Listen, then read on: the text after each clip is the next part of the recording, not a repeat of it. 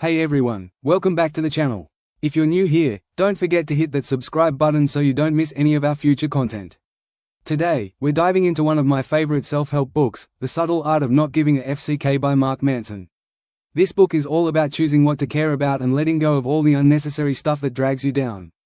And trust me, the advice here is real talk. So, if you're ready to learn how to care less about the small stuff and more about what actually matters, stick around as we break down the book chapter by chapter. By the end of this video, you'll have a clear understanding of how to live a more fulfilling, no BS life. Let's get into it. Chapter 1, Don't Try. Alright, let's kick it off with Chapter 1, titled Don't Try. Now, this might sound counterintuitive at first, but bear with me. The main point Manson is making here is that we are constantly taught to aim for success, happiness, and the best version of ourselves, but this actually leads to more stress and dissatisfaction. He uses the example of the famous self-help guru, Charles Bukowski, who didn't really care about what other people thought. Bukowski wasn't trying to be successful or happy, he just did what he wanted to do. The point? Trying to avoid failure at all costs can actually be a huge failure in itself. Manson's message here is simple: we all need to stop trying to force happiness and accept that life is inherently difficult. The real magic comes from embracing struggle and learning to focus on what really matters. Chapter 2. Happiness is a problem. Next up, in Chapter 2, Happiness is a Problem, Manson argues that happiness isn't some magical end goal we can achieve. It's actually a byproduct of solving problems. The issue is, we tend to focus on the wrong problems, the problems that don't lead to real satisfaction. For example, a lot of us complain about problems like, I don't have enough money, or, I don't have enough time. But Manson asks us to flip that thinking: what problems do you want to have? He uses the analogy of relationships. Every relationship has its own problems, whether it's fighting over dishes or figuring out communication. But the key is choosing a partner whose problems you're willing to deal with. It's not about avoiding problems, it's about choosing the right ones. So, the idea here is to pick your problems wisely because they'll shape your happiness. Chapter 3, You Are Not Special.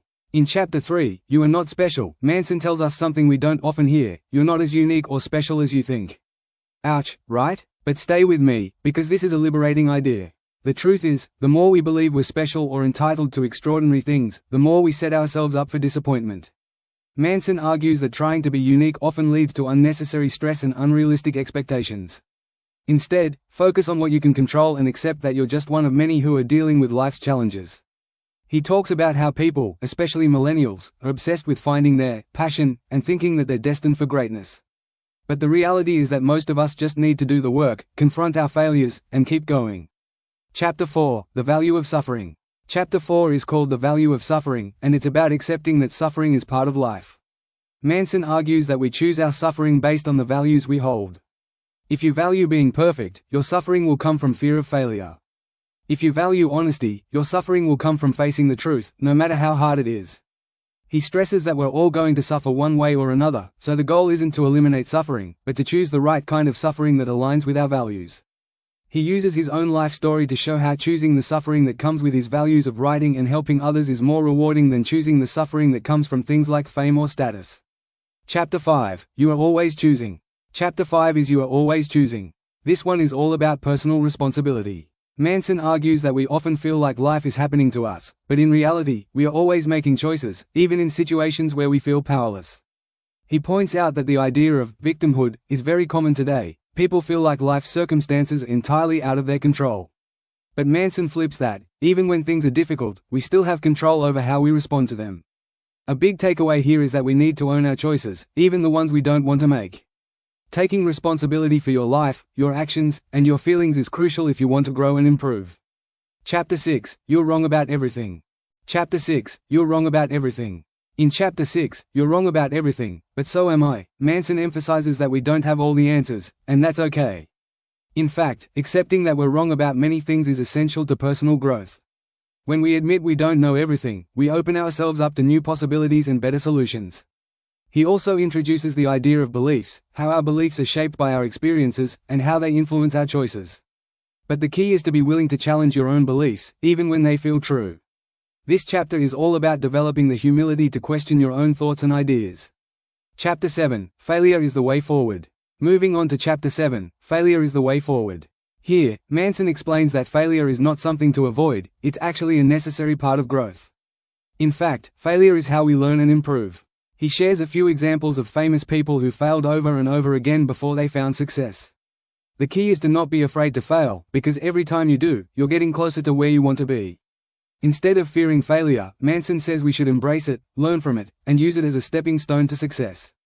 That means you need to stop seeking perfection and start celebrating the process of failing forward. Chapter 8: The Importance of Saying No. Now, in Chapter 8, The Importance of Saying No, Manson argues that one of the keys to not giving a FCK is learning how to say no. So many of us are afraid to turn people down, which leads to overwhelm and burnout. But the truth is, by saying no to things that don't align with your values or goals, you free up space for the things that truly matter. Manson encourages us to get comfortable with rejection and to stop spreading ourselves too thin.